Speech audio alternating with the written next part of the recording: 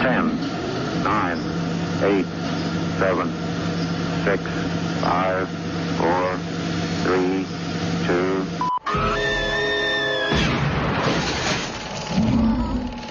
Lady, I'm afraid I'm going to have to ask you to leave the store. Hey, would you like a chocolate-covered pretzel? Why must everything in this country be covered with monosodium glutamate? You can't even say it. I can say rat droppings. It does not mean I want to eat them. I turn down chicks left and right. Your chicks are your left and right. Save your breath and cure your porridge. I left. She wants a heck of 2 roof lights. The Santa Claus frame furniture. And the Scotland cushions with matching shark-like cover. There. Right. It's just terrible parcel to the party with the blue bags. Get your full name, information, and trip. Oh, man, you didn't hang up on me, did you? What kind of total moron would hang up after winning Kiss tickets? This is a great opportunity. I'm so glad you see that. Did you draw that? What? The wolf. Yeah, of course. What's his name? Ruby.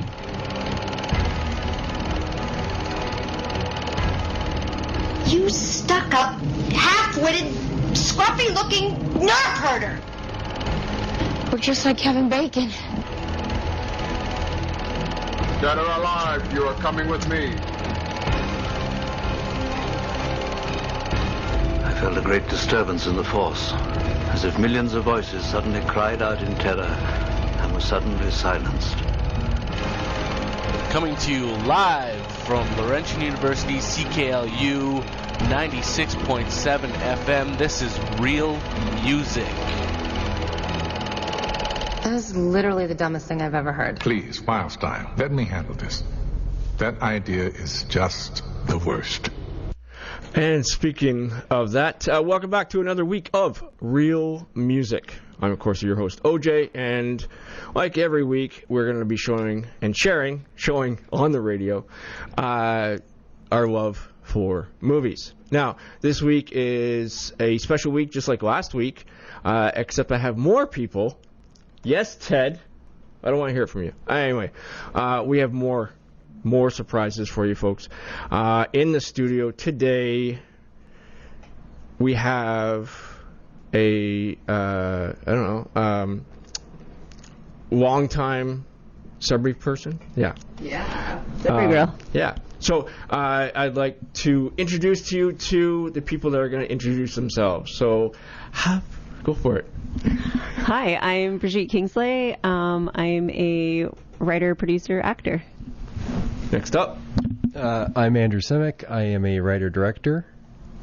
And my name's Benner, and I'm the operations and sales manager at Black Fawn Distribution, which is a distribution company operating out of Southern Ontario.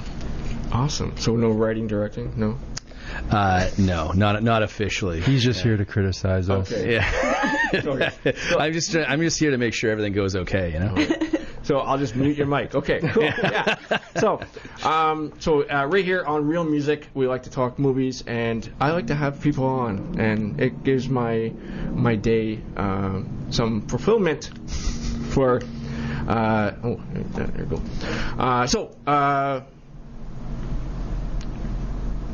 I don't know how to start here now.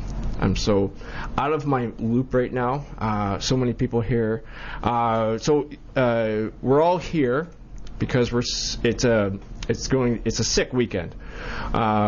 So last night was a screening for one of your movies, and I just have to say too, yes. I should say this, eh? The views and opinions expressed. No, just joking. Yes, you're allowed to say the title of the movie. Oh, that's actually a start. That's good. Yeah. I should have asked that ahead of time. I should be like, hey, can we actually say this? Even that, when I was like telling people about this movie and this weekend and everything else, and I actually got probably about 3 or 4 people from work that they bought tickets, and they're going. And it's like, well, what's it about? It's like, well.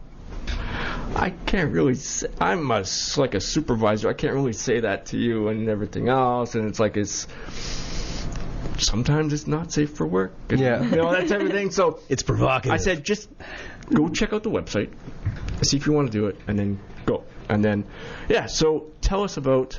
Yeah, so the movie is Astonishing Tales of Terror, Rocktapussy, and it's a It's really, I'd say it's been compared to like an adult Goonies. It's about a bunch of, middle-aged 40-somethings live their life, and they're trying to find that spark of magic and adventure. And yeah, it's a lot of fun. It harkens back to the 80s style of movies. And Brigitte is the star and the producer of the movie. And it's about a giant rock octopus, if anybody's asking.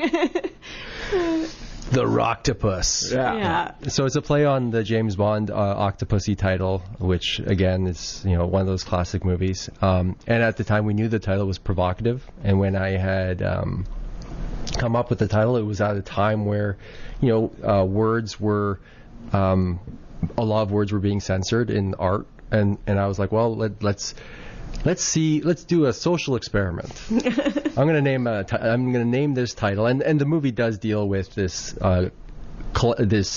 attack on collective thinking, and so we're going to have this provocative title, and let's see what happens just at the start. And you know what? It's funny. We would be having emails, and people wouldn't, even though I'm the one who created the title, when they would respond, they would censor themselves in an email that is between a private email and put, Rocktapussy and then star, like, and I was like, what is actually controlling you that you can't actually say this word, the power of this word. Yeah. So it kind of harkens back, like I said, it's about an octopus that lives underground in the mines of Northern Ontario. And it mind controls you into thinking a certain way and controlling you. And I was like, oh, I thought, how interesting is that this is actually, entering our everyday life because of the title. So you can't say it. You can't say it. Can't say it. But yeah, so and then Brigitte, how was the reaction last night? Was it a good crowd? Yeah, it was a great crowd. We're so happy to be here at S.I.C.K, and such a great audience. A lot of really talented people there too, because we got to see another movie and some shorts. So it was a great night. We had a great Doug has Q&A. done a great job with S.I.C.K and made us feel right at home here. Sorry, that was away from the mic. Yeah, Doug has done a great job organizing S.I.C.K and has made us feel right at home here. And it was when they asked to bring Rocktapussy up here, we were like, yeah, that sounds like a great place for it to live. Yeah, you know what? It was late night screening, of course, but the amount of people that stuck around that wanted to hear these two speak about with the Q&A and had questions about the film. We got asked yesterday what we felt was inspiring, right? Like what inspires us, and I can just say, like, coming to like a city like Sudbury and seeing something new and fresh, kind of getting off the ground. And this is year 2, obviously, for S.I.C.K, and like Andrew was saying, Doug's being awesome. His team is being great, and we feel right at home. So we're so glad we came. And if you're out there and wondering if you should come check out S.I.C today, what's the event? It's a place to. What's Plasta Arts? How do you say? Plasta Arts, right? Okay, there we go. She's got the French accent going. So Thank you. Yeah, swing down. I believe that it's open till 5, and there's some screenings also happening, and the Gory Hole there's stuff happening down there too. So if you like horror films, if you're an aspiring filmmaker or want to try and make your own film, please come down, talk to us. There's a lot of people there that know a lot of things, and we're so happy we came. It's been an awesome event so far, and it's been sick. That's awesome. We just had in Sudbury last weekend, I think it ended with Cinefest, and one of the things that was said by one of the film presenters was they always love coming to Sudbury, especially like compared to like TIFF and other festivals. It's like when people do Q&As after, especially like at Cinefest, Sudbury has like the best questions and such. And then when you come on to my show, I ask the standard questions. So it's like what's the best question? Right? So I'm gonna get to that right now, and I'm gonna start with we started this way, so we're going to go with Benner, yeah. Benner. Yeah. Question is, because I get you two a warm-up okay. that type of thing. Sounds good. I know like you are a distributor, right, of films and stuff like that. So this might be going against it. You may be not one of your films. It doesn't have to be. But what's your favorite movie? Obviously, it's Astonishing Tales of Terror, Rocktapussy. Here's your money. My favorite movie of all time? Yeah. Like a horror movie or just in general? In general. Yeah. Okay, so I have an answer to this. So my favorite my favorite movie of all time is Apocalypse Now. I think it's the most. I wish I had the soundtrack here too. Yeah, I think I honestly that's one of the movies I watched where it's one of the few movies I've sat there and after the movie ended, I just watched the credits and I watched all the credits roll and just sat there and thought about the movie. I saw it when I was younger. I probably was maybe like 16, 17, and I had read. I can't remember if I read Heart of Darkness before or after I saw the film, but I just think it's a brilliant adaptation. It's like one of the few adaptations that's like takes the source material and changes it in such a brilliant way. I loved all the monologues from Marlon Brando. I love that. I love that film. I think it's the most ambitious and crazy production that's ever, one of the most crazy productions that's ever been in film history, and it's a brilliant executed film, and anyone who's interested in film should watch it. So that's my personal favorite. Now, it's funny that you should say how old you were when you saw it, because you were older than Lawrence Fishburne when he was in it. Yes, absolutely. He was almost 14 years old. Yeah, and he lied about his age to get on the thing. Like that movie's there's a documentary called, I think it's called Heart of Darkness, which is about the making of the film, where it's like, you know, Martin Sheen had I think Martin Sheen had a heart attack or a complete mental breakdown. Yeah. Like Dennis Hopper was on like all kinds of drugs under the sun. Like Francis Ford Coppola had he had like a mental breakdown because in the film, it was supposed to, I think Marlon Brando was supposed to show up with like long black hair, and he showed up to set with a shaved head. Like, and he was just like, screw it, just shoot it. Just shoot it. Filmmakers there, and physical media connoisseurs, the Apocalypse Now like Blu-ray sets that has the Heart of Darkness documentary on the making of. It's absolutely incredible. So I do recommend for any filmmaking people out there to check it out. And I would say, because we're at a horror convention, I'd be remiss if I said my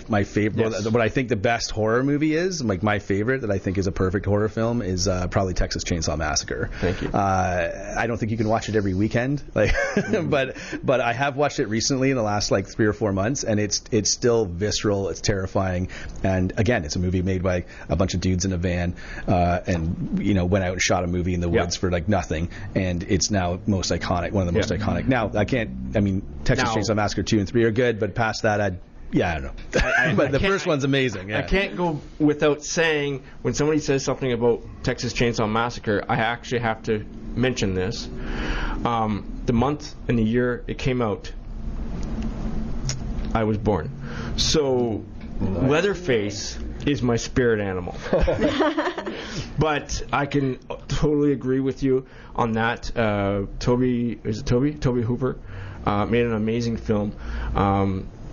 The sequels show some up and coming actors. Mm-hmm. Like in was it Leatherface?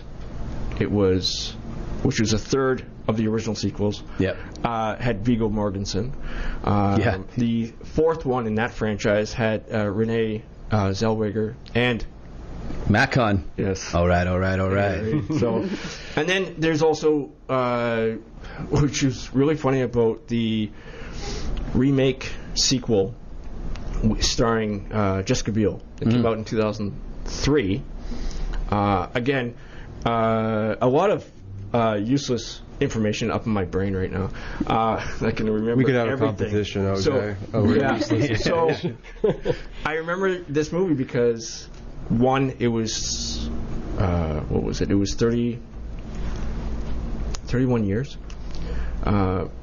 since its original movie, and it was the poster itself. I had it, and then it got damaged. It actually had my birthday on it. Oh, cool. So it's like, okay, cool, yeah. No, I'm going to go see this. Like Texas Chainsaw Massacre 4, the next generation. Yeah. Next generation. That's got a crazy distribution story behind it because nobody wanted it released because they like Renee Zellweger and Matthew McConaughey were in it, and at the time when they were like it got stalled and they didn't know what to do with it, so they shelved it. And then Renee Zellweger was in Jerry Maguire and Matthew McConaughey was in A Time to Kill, which I think he got an Oscar nomination for A Time to Kill.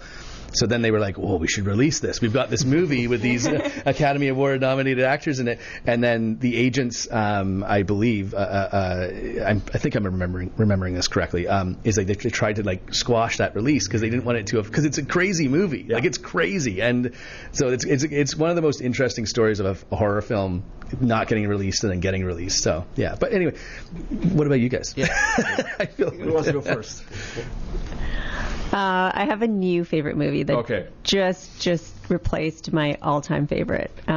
Which if I remember, because of useless information, it was Meet Joe Black. Oh my gosh! Yeah. Okay. That's your favorite movie? That's been my favorite movie of all time forever. Brad Pitt. I am so impressed. Awesome. It's like, I don't know, that movie is just so great.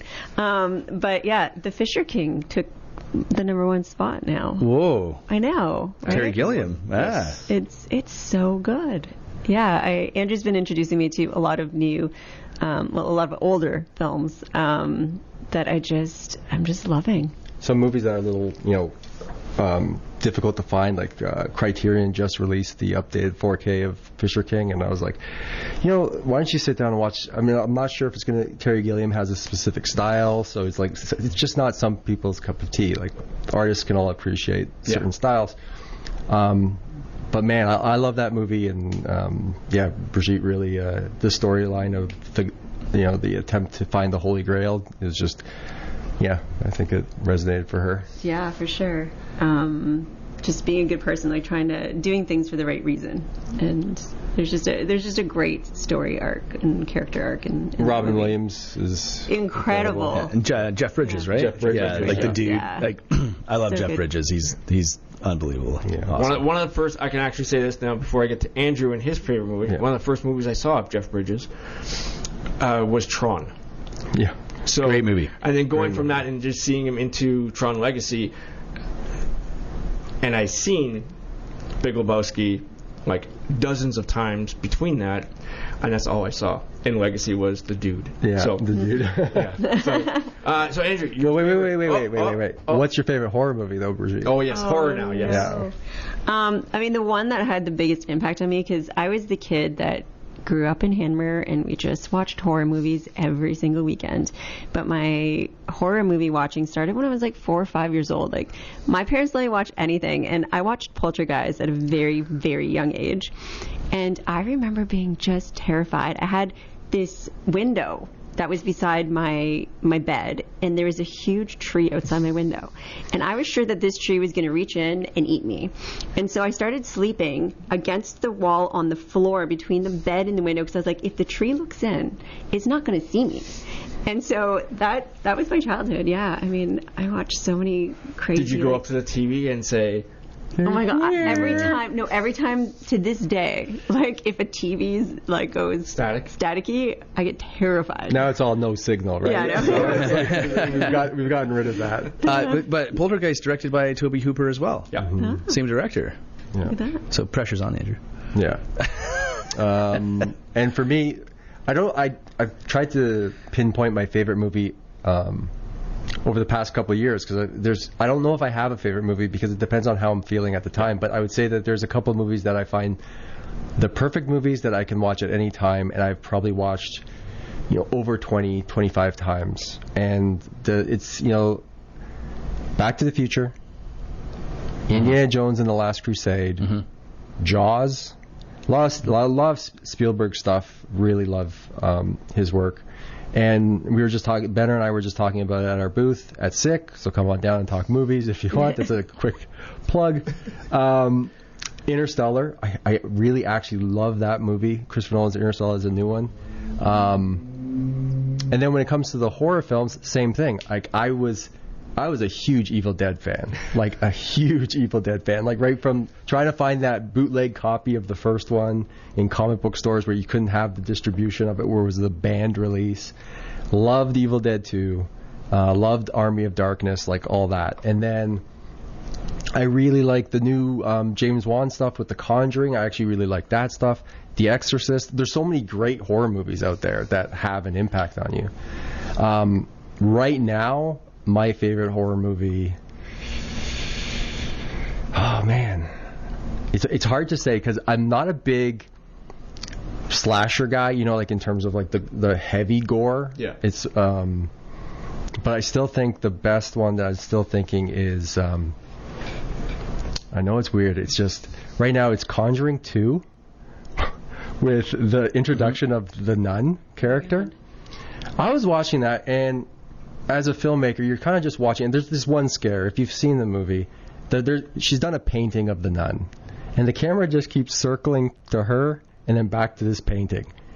And like I know it's contrived, but how they did it where the nun is behind the painting, it just creeped the hell out of me as a filmmaker. So I was like, I always look at movies where it's like, for me right now, it's like if you sell it to me and you've got me hooked or emotionally connected, and like Brigitte, it's not her favorite horror movie, but she forbids us to even mention the nun in our house. Like, just now, him saying that word, I'm terrified. There's something about that character. Like, the Halloween after that came out and everybody was dressed like that. It was the impact on movies, nightmare. on psyche. I was like, I kind of laugh, where it's like, oh my god, they had such an impact on Bridge, and it's like sometimes the joy of watching a movie is just like looking over to the right and, you know, it's like you can't watch, but you know you want to watch. I'm getting that type of feel, as it were. Yeah.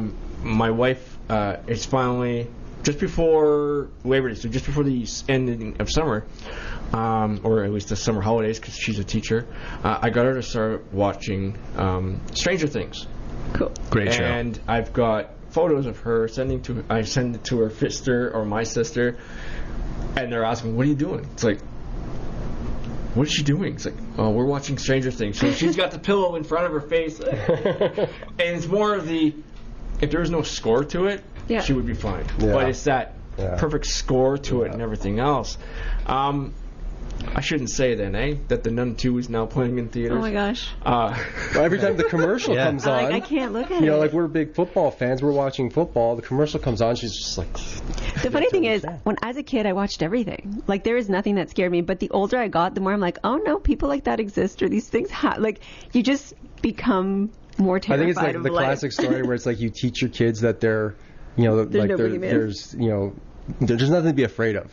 Yeah. And then you get older and you're like, oh, actually there is something. Well, it's just like, you said, like, Texas Chainsaw Massacre, and even like Psycho, based off of one guy. Yeah. Psycho was more along the lines of based off of Ed Gein from the 50s. Yeah. And they find out that, he was doing all this here stuff that you see in Psycho. And then people are asking me, it's like, why Texas Chainsaw Massacre? Well, there's a family, and they all represent an aspect of Ed Gein. And then you look at a movie like one of my favorite modern day, I guess you can call it, horror films or franchise, is House of a Thousand Corpses, directed by Rob Zombie. And even that, when they go, again, all based off of Ed Gein and stuff like that. But now I'm going to get to, I guess it's my turn? Yeah. Okay. So, one of my favorite movies, and I'll watch it just like yourself. I can watch it any time of day, even if it's on TV with commercials. I know people, there's TV channels with commercials. Is a movie from 1994 called Clerks. Oh my gosh, I love Clerks. Yeah. So, Kevin Smith, black and white movie, and he was always asked, is it in black and white because of the convenience store and the cameras? And he just was like, yeah, sure. And then and that's also when I work at a movie theater, and we have to put our favorite movie, and that's what's one of them. And if I have to go in on my day off, I can say that line, I'm not even supposed to be here today. Right. So, and then what is it? I have certain movies have a in my life. It's almost like a life events type of thing. Because Bill and Ted's Excellent Adventure is up there as well. Because when Cineplex started doing this flashback film series, and actually started as a film fest and then film series, that was one of the movies they showed, and it was like, I talked to my wife, like, do you want to go see it? And I don't even know, she's probably not listening to this anyway, so I have one fan, so it's okay. I own every single movie that they've ever played, whatever iteration it is of Flashback Film Fest or film series. I own, even like the classic film series. I've actually gotten to a point where if the distributor doesn't send us it in time, here's a backup.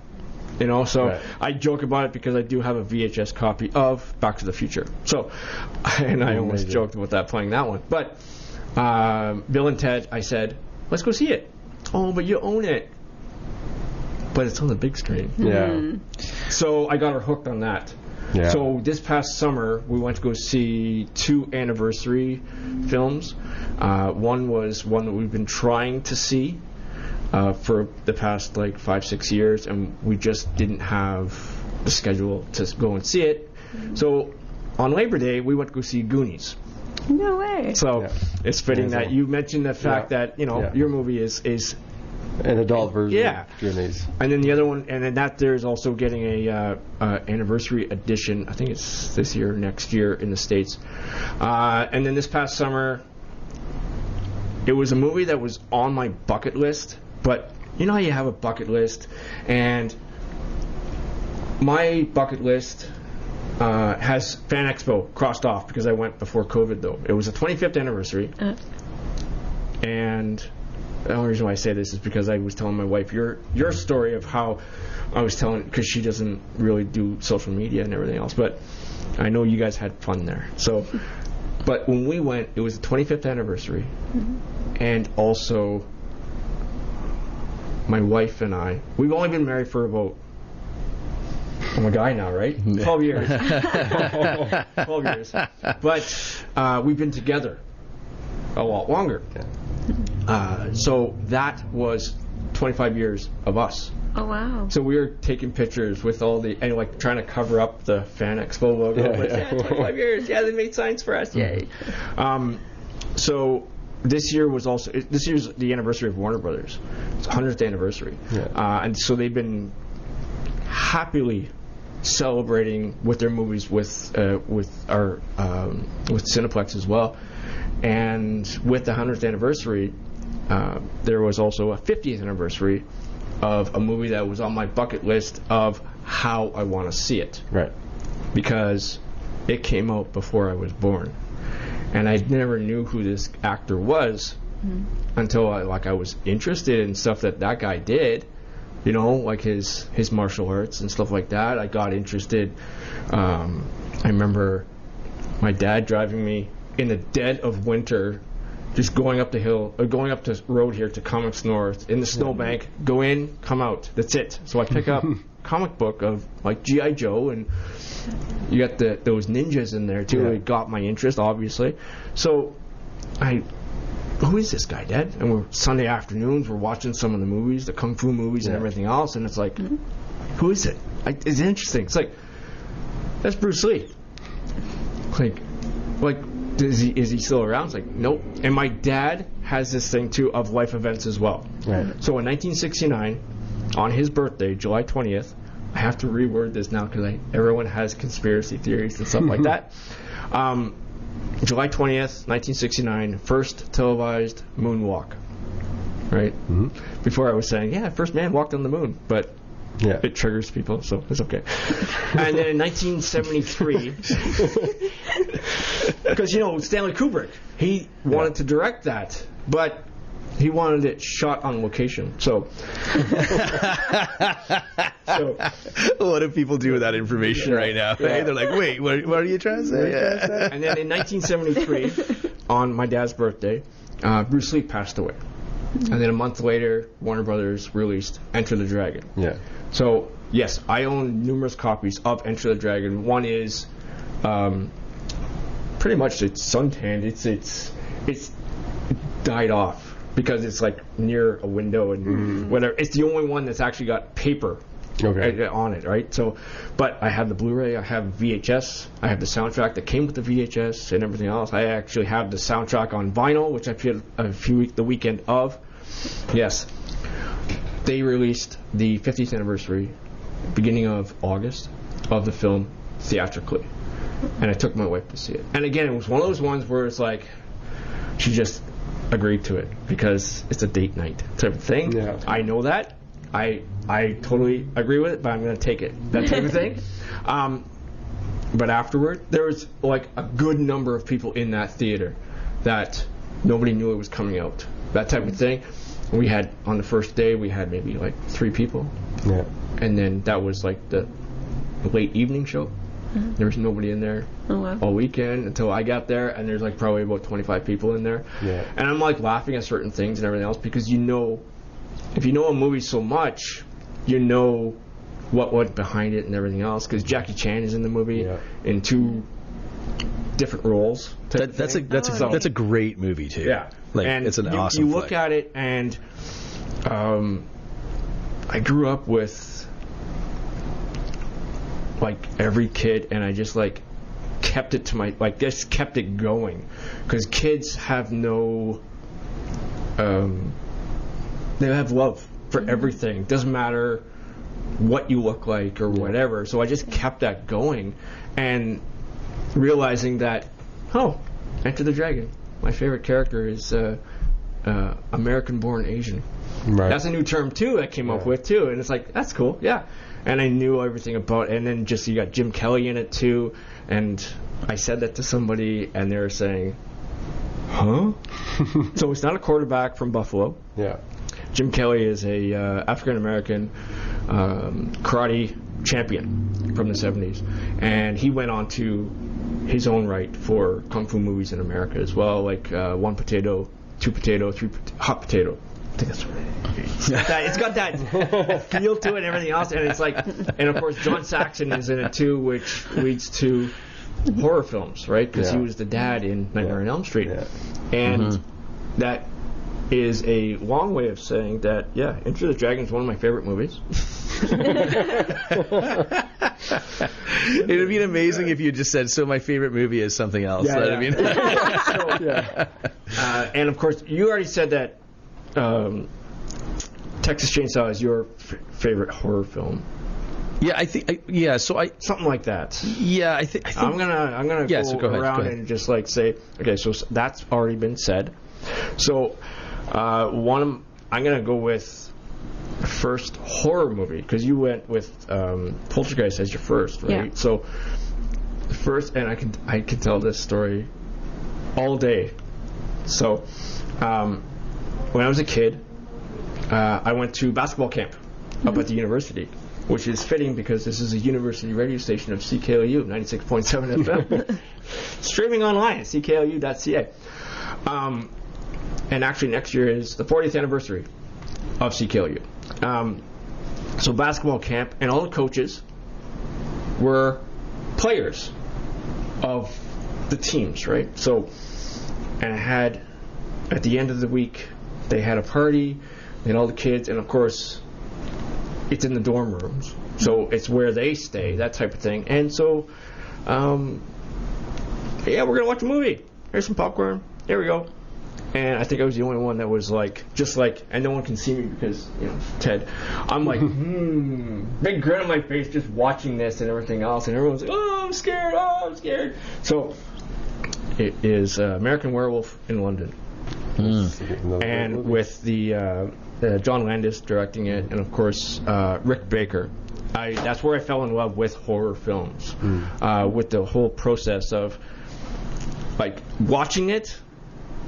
In my mind, it's like they probably did that backwards, and then like years later, watching it on DVD and right, they did. Look at that. Yeah. So it's one of the movies that actually sticks in my head of all time. And then when they made the sequel, it wasn't that good. A lot of sequels are not that good. Yeah. As long as you keep that Astonishing Tales and just it's gonna be awesome. Whatever you have coming up, it's gonna be amazing. I appreciate that. Thank you. Yeah. But now we have to play some commercials because we have to pay some bills, and we'll be right back, folks. Don't worry. We still got lots to talk about. I know I tend to talk a lot. I get that from my mom, I think. But we'll be right back and set up a nice song for when we come back too. And you're listening to Real Music on CKLU 96.7 FM. And wrong one. These sliders. Where was I? 96.7 FM and streaming online at CKLU.ca. And you can listen. If you're not listening already, you can listen to us on our app, which is the Radio Player Canada app, and you can listen to us from coast to coast to coast. I always want to say that. So stay tuned to Real Music. Good evening, sir. Where are you coming from? I was just at a buddy's watching the game. Have you consumed any alcohol tonight? I had a couple beers. Can I ask you to step out of the vehicle, please? Do you know how many drinks can impair your driving ability? In Ontario, you can't drive with a blood alcohol level over 0.05. Even just a few drinks can put you over that. You could lose your license for at least 3 days, plus mandatory fines, maybe an interlock condition, and more. Play it safe. If you plan on drinking, don't plan on driving. Visit mad.ca. Are you an artist, band, or record label? We want you to send us your music so we can put it on the radio. Not only this station, but stations across Canada. Check out earshot-distro.ca and share your music with more than 100 radio stations and programmers across the country. Earshot Distro is made by and for the campus community radio sector to help emerging musicians. Learn more at earshot-distro.ca. Time, weather, and...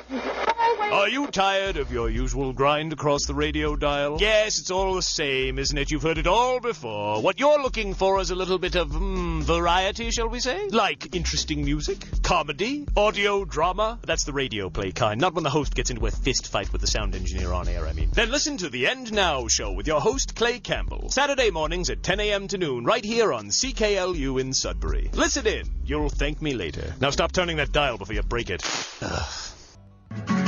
CKLU 96.7 FM, in touch with Northern Ontario's local and Canadian recording artists. And welcome back. Before we get any more into that's AC/DC, folks. Yes, I feel like a real radio station. That it was Shake Your Foundations from. Do you guys know what movie that was from? AC/DC. Shake Your Foundation. Is it from Maximum Overdrive? Yeah. Yes. It was the one and only film that Stephen King directed. And there is a great line in it too of Stephen King, because he makes appearances in his own in his stories, right? Like in the movies and everything else. Like you saw him in It Chapter 2 as a storekeeper. In this one, he's at an ATM, and he says that the ATM called him an a-hole. So there is rumors and talks and petitions online that they want Joe King, which is his son, I think that's his last name too, to direct a remake of Maximum Overdrive. And that's the only movie that he would direct too, just to make it a family tradition type of thing. So, yeah, so AC/DC did the soundtrack for the 1984. Wow. Yeah. Film Maximum Overdrive, and the soundtrack was not even a soundtrack, it was an album called Who Made Who. And this was, up until recently, this was almost like their only version of a greatest hits, because they don't. AC/DC doesn't put out greatest hits or anything.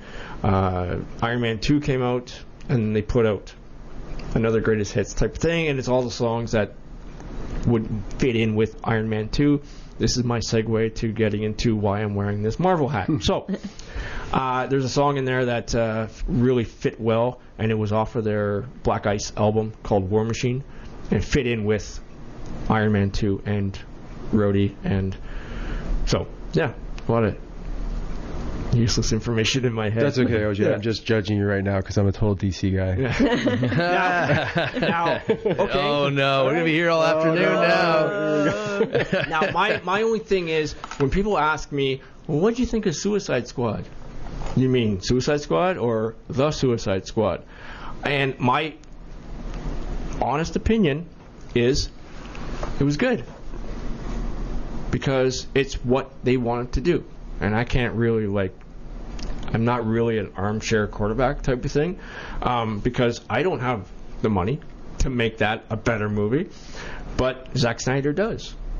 What was your reaction to the original release that was later on directed by Josh Whedon? No.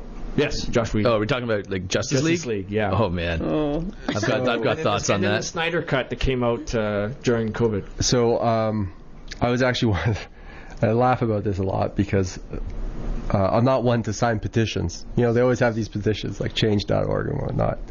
And I always laugh because it's like, you know, you get through a point where it's like, you know, you got free Tibet, sign the petition to free Tibet. Never signed that petition, but I signed the petition to release the Snyder Cut. So, yeah, I was a huge fan of Snyder's DC work, Man of Steel and Batman v Superman. And when I was in the theater for Justice League, I was like, this isn't his movie. It was absolutely 100% not in his style. It was patched over. The VFX weren't great. I mean, here's the thing. Like, the one thing I really love about Snyder is that he holds these characters up to a pedestal. Every shot, it's a specific thing, but every shot with Affleck as Batman, like Batman is my character that I've grown up with as a kid, like as my favorite, you know, fictional character. The cowl looks pristine and is perfect. And if you look at the reshoots, it's not perfect. It's off-centered. It's almost like, I don't know if they just didn't care as much. It's almost like they didn't fit him right because Affleck was doing something else and they didn't want to do anything or whatever. But they let it go because it wasn't important because the jokes were important. So since then, like, Snyder Cut was released. It was everything that I wanted from that movie. I thought the fact that Cyborg was the heart of the movie, and it had the layers that I had come to expect from the DC movies. Yeah. And I had just built a theater in my house, and remember this was released during the pandemic, so it never got its IMAX release. No. But it's still released in 4:3 aspect ratio, which was specifically designed to be screened in the 4:3 IMAX aspect ratio. And I remember ordering the screen for my home theater, and I was like, I want it in 4:3, and they were like, we don't make screens in 4:3. You're gonna have to order a custom screen. How many movies are you gonna watch in 4:3? I was like, just the one. So my entire home theater is based around Zack Snyder's Justice League and the re-release of Batman v Superman that has the shifting aspect ratio. So for me, it was. I wish that they could continue because it was different than the Marvel brand. Marvel does what they do fantastic, and that's great. I thought DC was strong when it wasn't trying to copy the Marvel brand. And I mean, look, we'll see. Like, it seems like superhero movies have, everything's in cycles. We talk about like trends and stuff, and it might look that people are wanting something different now. So we'll see what happens. Like, I remember that when that whole kind of debacle was happening, and there was a lot of pushback on Snyder and the DC universe being, well, these movies are too dark. And I'm like, that's not the problem with them. That's good that they're dark and gritty and stuff, because they really did try and, like, when you watch Man of Steel, it is really like, oh, here's the ambulance, yeah. So when you watch Man of Steel, it is certainly a continuation as far as some of the grit and real world basis that Nolan had created in the Dark Knight trilogy, and of course Nolan being a producer on Man of Steel and stuff like that. So I really liked Man of Steel. Like, I'm not a Superman guy. Like, I'm Batman all the way. Batman's the coolest superhero character of all time, probably because he's not actually a superhero, right? He doesn't have superpowers. Yeah. He's just, so everyone I think relates to him. He's just He's the coolest. I don't care what anyone says. No, he's the coolest. I agree. He's the coolest. So, but like Superman is just like, I don't know. I always thought like Superman could do everything, right? Like he's got X-ray vision, he can fly, he can, he's got super strength, super speed. Like okay, the like whole who cares? reason why he was called Superman. Yeah. Like in the original comic books, that was the idea behind it, was just this Superman. And then they decided to, let's put a little bit more origins in it and stuff like that. I think so. I think the casting was really. I just think that there's a couple of things that they did that. I mean, the stuff that happened in Justice League with the studio interference, it's legendary. It's a great story. I mean, probably don't have time to talk about it today, but look into it, because they all had stuff to do with executive bonuses, and they wanted to rush it and get it out and stuff like that. And so it's really, really interesting. But I always find that like as soon as there's like too many cooks in the kitchen, you can tell right away. The first Suicide Squad movie is another example. You can tell that that's not the original vision of the film. There's scenes that are in the trailer that are missing from the film. It doesn't have the same kind of like a basis, that a real world basis that you would probably expect in it. So I hate watching movies like that, because you can just tell. I just want to. They're saying, I know these sirens are like, you're not talking about this. Yeah. This is Warner Brothers executives sending. But I just want filmmakers to be able to just, these bigger studios just have to let these filmmakers tell their stories. Yeah. And win, lose, or draw. If it's awesome, amazing. If it sucks, well, you took a chance or whatever. I hate the manipulation and just like the interference with that stuff, because there's lots of examples, probably more so now than ever, so when Justice League happened, there's more examples of that happening since rather than less, and I'm surprised by that, because you think they would have learned their lesson from that experience, because Batman versus Superman went through the same process of interference and stuff like that, and then Justice League took it to a whole new level, and I really feel for Zack Snyder. Like, I mean, I'm not necessarily a massive DC guy, although I love Batman, but I just wanted him to have the opportunity because of the tragedy with his daughter and stuff like that, and having to walk away, and having all the cast and stuff saying they wanted to see him finish his vision.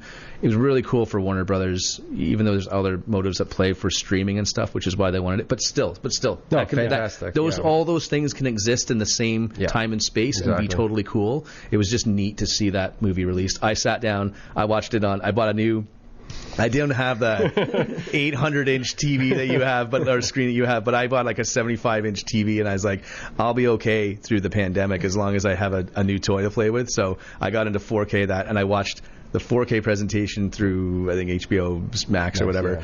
Yeah. And I watched the whole thing. I took a quick intermission, made some more popcorn halfway through, and I watched the whole thing in one sitting, 4 hours. So it was a treat to watch, actually, because I was like, that was never supposed to see the light of day. No. And I think as film fans, anytime you have an opportunity to see something like that, you're always like, I gotta see it. I gotta watch it. There was also stories that came out afterwards from the crew that worked on it, because they share a crew in, I think it's in England, the Pinewood. I think that's the one. They share crews with different productions, and they have, like, as it were, a steady job. Like, they'll go from one production, James Bond, into Star Wars, into Justice League and stuff like that. So there was a story that came out that these workers, they were supposed to be 2 more Justice League movies, and they were talking about this before even like a Snyder cut, that type of thing, and it was a progression of Dark Side or Dark Seed. I get that confused all the time. That's okay. You're wearing a Marvel hat, OJ. What's the correct pronunciation? Dark Side. Dark Side. Yeah. So, so there's always been stories, and I always say it the full title. Batman v Superman: Dawn of Justice. I saw it opening weekend. I was on a movie set leading into it, so I got to see it on the weekend of it, but still the weekend. And during the opening credits, when they do that whole, I almost like rolled my eyes because I'm tired of it. It's telling the story of how Bruce Wayne's parents died and everything else. You get it all so many times, and then it took that twist, and he's telling the story. It's his visions and stuff like that. At one point during that opening credits, my wife turned to me, and I'm going to choke up saying this too. I quite literally had a tear in my eye because of one of the credits that are on the screen. And it was, I'm going to try and get through this, Batman, created by Bob Kane with Bill Finger. Mm-hmm. And this was the first time it had ever been acknowledged. And of course, at that time too, because they made it for that weekend, Gotham was still a TV show, and that's when they started doing it on there. Yeah. So I'm a firm believer in giving credit their due, that type of thing, and knowing the history and the family fighting for this here and everything else, and the fact that Bob Kane created Batman, yes. Bill Finger created Bruce Wayne. Yeah, I mean, Bill Finger was behind quite a bit of everything else. Even naming it Gotham City, Catwoman, Commissioner Gordon, everybody, all the side characters that you could think of back in the 1939 type of thing. 39? Yeah, 39. So my favorite scene, though, in Batman v Superman, Dawn of Justice, again, I say the whole title, I can't cut it off, is the fight sequence that looks like it's from Arkham Asylum. Where they're in the warehouse. Most people say that that's the best we've ever seen in a live-action Batman. My favorite scene from is that the one where he goes into the building? He flies into the second floor and he just starts massacring guys. It's after the Martha scene. Yes. Yeah. Okay. Yeah. So my favorite scene in BVS is, because I'll do the opposite. Is the scene where Henry Cavill walks on the mountain and talks to his father about how can you be a hero when you know that no matter what you choose, someone's going to not view you as the hero. And I thought that was such an interesting way of making Superman, like you said. It's hard to like someone that's perfect. I thought the most brilliant thing that Zack Snyder did with that series, so Man of Steel, Batman versus Superman, Dawn of Justice. If anyone's wondering why that is so long, it's because it should have been called Dawn of Justice, but on a marketing scale, if you just market stuff to regular people, they won't know that's a Batman movie. Yeah, and you watch you gotta say I Am Legend, right? Yeah. In there's on the marquee is the logo for the Batman and Superman movie. So they but yeah, I mean, I think the most brilliant thing they did was to create the idea that that Superman was a god. And an alien, and that could the world trust him and believe him because he could destroy everything. And I thought that was such a brilliant idea to be here is a superhero that can do everything. So a lot of people said that Snyder didn't treat Superman with any with not as much as respect as he should have, but I disagree. No, I think he really did. I think he did too. And speaking of which, so that scene that when he's on the mountain and Kevin, I think he's chopping wood, isn't he?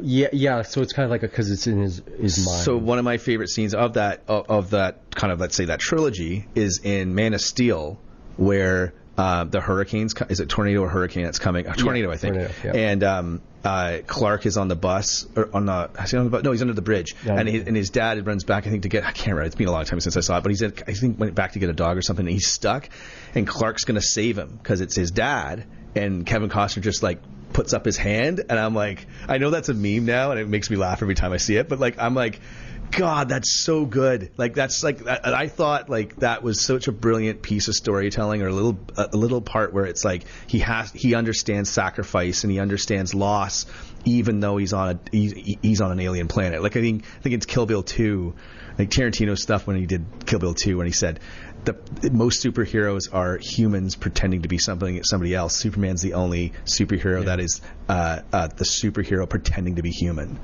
And I thought that they kind of got that in these movies. They didn't turn out exactly, I think, what they went, but as you were saying, OJ, it's the amount of money and planning and stuff that has to go right for that to even get released is crazy. So not to be too critical of it, of course, but I felt just that series, I thought, had absolutely brilliant casting.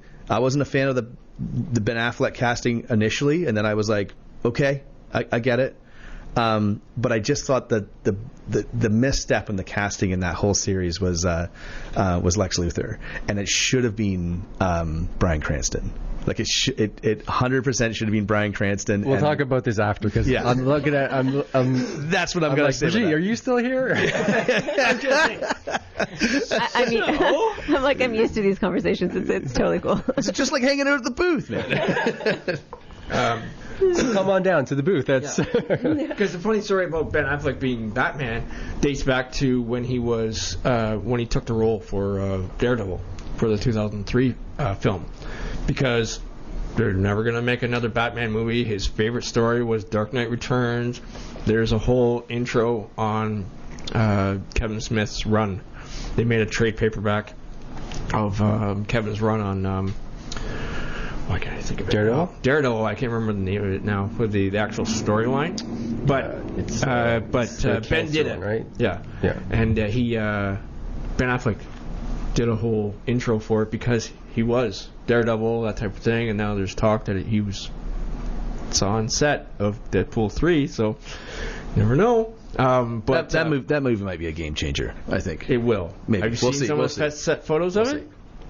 I think superhero movies are they've run their course, and I think they've run their course. This one is going to be the one. But I think this might be the one that brings things back and elevates things to like maybe restricted superhero movies, which I think is maybe the next whatever. Not only that, but they're on set with Logan and Wade fighting.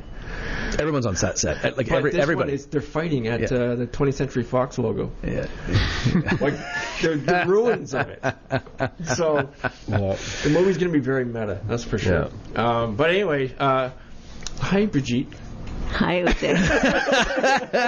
You just kind of hijacked that. Deep dive. Hey, you guys brought it up, man. I know. Listen, I always get roped into this, and everyone says, "Oh man, it's always Benner's fault." But really, I pop in and I say one thing, and then it just goes into this big, whatever. I'll take the blame on that one. If you start with DC versus Marvel and The Last Jedi, those are the two things that we can go on. Oh, see, I didn't even say that movie title, and now it's on the on the radio. Yeah. We're gonna start getting calls in now. Yeah. Okay, all right. So Brigitte and S.I.K. Let's. You guys go on. It's all fun. I'm very comfortable here. This is her hometown, and we've just come in here and. Yeah. Now, leading up to this, and just trying to get all the communications and everything to line up this here for today.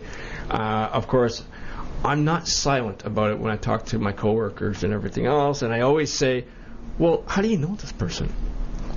I always say it because it was my second production that I worked on, and I joke with people too because, her character was the other woman. Yeah.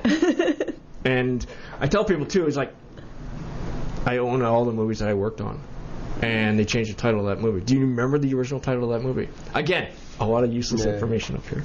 I actually don't. I don't even know the current title. So filming, it was 30th birthday because it had to deal with wishes coming true. Right. So they changed the title to Wish Come True. Oh. So that's where we met. And then one of my colleagues on set said, yeah, they didn't know I was talking to you, and they didn't really know who you were yet.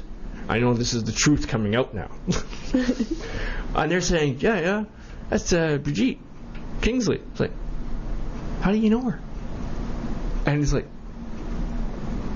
I think someone said it's like their cousin. You're their cousin or something like that.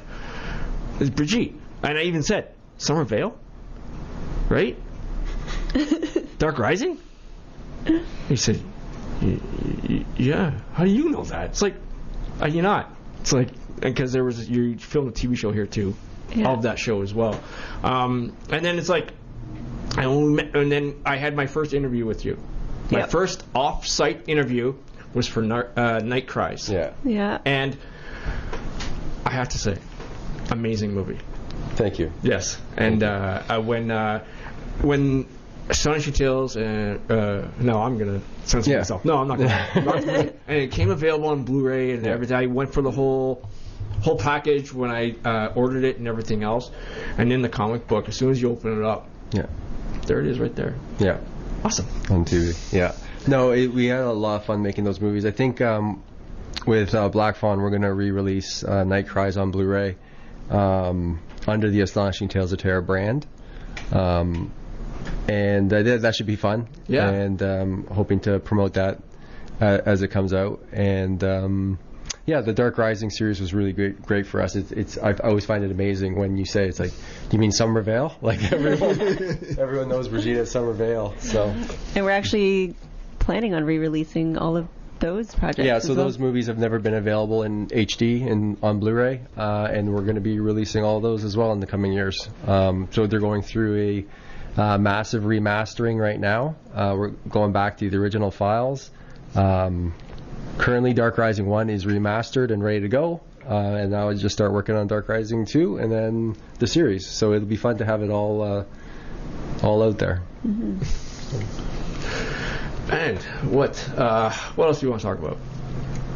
I mean, I can go off now on Last Jedi, but I think no. We already had a chat about that. So that's the other thing too. One of my first movies, and that was another question too. But we all went with really what the first movie, because you said Poltergeist was one of the first movies you saw, and I have to say, because you said Last Jedi. So the first movie I remember seeing as a kid was Star Wars.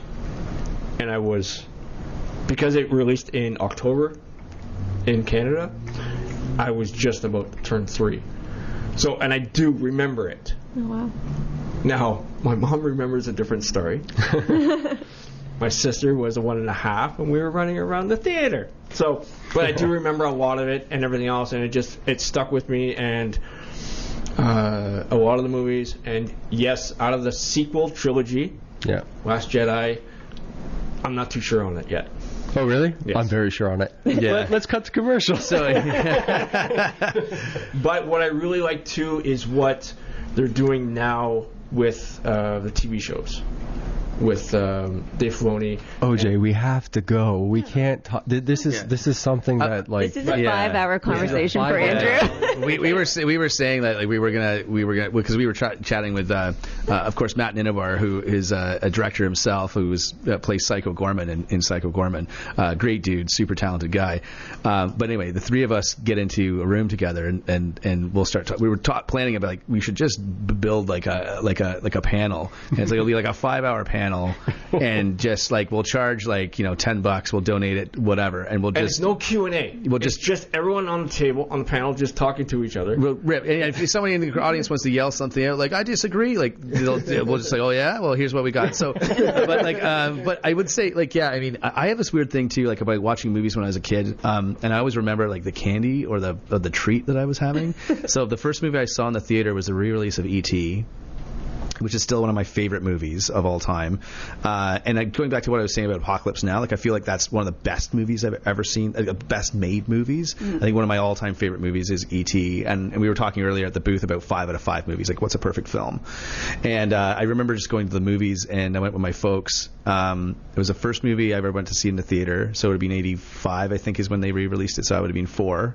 And my dad was and maybe I remember this is just how I remember it, but he said, oh, you might want these. And I was just oh, yeah. And it was Reese's Pieces. And I didn't know at the time how that plays into the movie.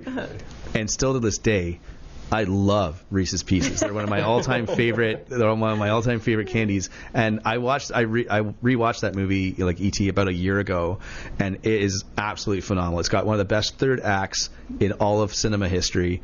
It's just so you just think something's going to happen, and everything just comes together, and it's just it's I don't know. I get goosebumps thinking about it because the music and everything just I love cinema, and I think that's why we come to events like this and come to events like S.I.K, and we hang out at the booth, and we love sitting around and doing interviews like this because it's just hanging out with other film fans and getting their perceptions on what they like and what they don't like and what means something to them. Mm-hmm. I think we're all passionate people, and again, one of the reasons we came down to this event is talking to Doug and talking to him for a while too, because he talks a lot too, right? I do as well. I listen, and I don't know. Well, I know where I get it from, but but I chat a lot too.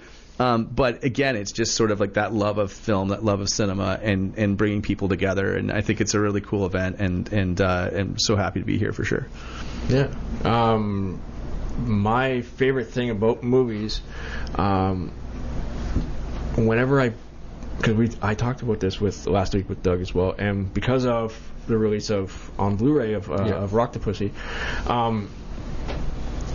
I quickly watched the movie, and then, okay, awesome, all right, this could have been filmed anywhere in Northern Ontario, and I love that aspect of the mind, and it almost reminds me of another movie, My Bloody Valentine, because it's in a mining community, that type of thing, right?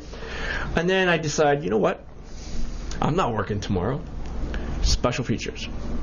Right. That's my beauty of all my collection. I make sure I have like the 3 or the 4 disc set that has all the behind the scenes stuff and everything. Also, when people say, "Oh, did you like that movie that much?" It's like, no, I want to know how they did it. I'm all about behind the scenes. Did you just say that you watched my movie once and then you watched it again and someone said, "Well, did you like it that much?" and you said no? No, it's not that. I loved it even more with behind the scenes. Right? So, and even that, and just seeing the footage of you making the props and the altar and the throne. I think it was a throne. Yeah, the all the set build, the bricks and all that, carving it out of foam. It was definitely a labor of love for sure. Yeah, and I love I wanted to say this to you.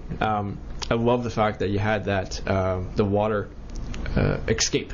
Oh, yeah, that type of thing too in there as well, and just you had everything covered. And I got thinking about it too. I know Ted's wearing one of the shirts, and I remember buying these shirts like as soon as they came available.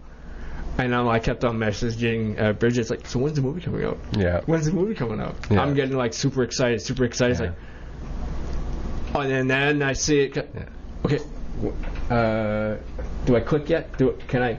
Oh, it's at midnight? Okay, it's not 12 yet? I had to get it and everything else, so it's like, but we appreciate it and like all the support. And the thing is Rocktapussy was really a love letter to, our fan base that has stuck with us through all the dark risings and our progression as filmmakers. And Rocktapussy was like, let's try to find that magic one more time and have a blast, because time keeps on ticking, and I'm not sure how many more of those we got left in us, but like we're gonna keep driving. So I gotta say two quick things, because this just jogged my memory. I said I would say this on the radio. Is that don't worry, it's nothing bad. It's great. It's good stuff. This is good radio. But was that we did a hot dog is not, what is it? Is a hot dog a sandwich? No, but like last night when we did the Q&A and you said something, I told you afterwards, I was like, we need to put that on a t-shirt. Is you said it's filmmaking is about trying to find magic when magic doesn't exist, which I think is such a great quote. I think I'm paraphrasing that, but it's just such a great quote. And the other quote that I heard this weekend, and this is the thing too, this is my first time in Sudbury, so like I've cruised through Sudbury, but I've never stopped.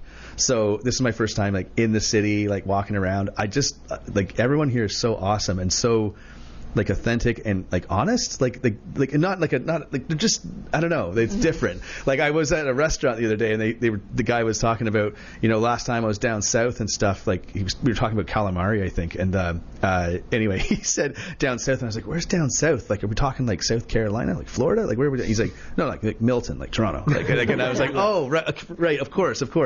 So, and we say that all the stuff, like up north. Oh, we're going up north this weekend, right? So but we got here, like Doug, and this was so awesome, because I was like, this is just such a quote that every filmmaker can take with them, and anybody in any walk of life, especially in the entertainment industry. And he said there was just like a small issue and whatever, and he said he's like, it's only a problem until it's fixed.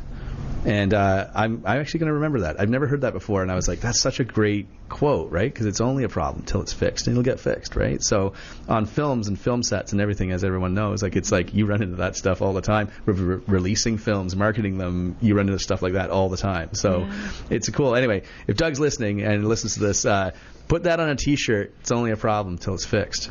So yeah. It's unless you're in the roads of Sudbury. I'm not familiar with the city enough yet. We have, over the years, we've had 2 roads that have been in the top 10 for worst roads in Canada. So, right, okay. And they're getting better, but they're getting better. Like the Kingsway, the intersection of the Kingsway and Barrydown is getting there. It's the actual intersection itself that they keep on digging up to fix the infrastructure underneath it. But it's the road that's going to it, it's fine, or going away from it, that type of thing, like coming this way, it's fine.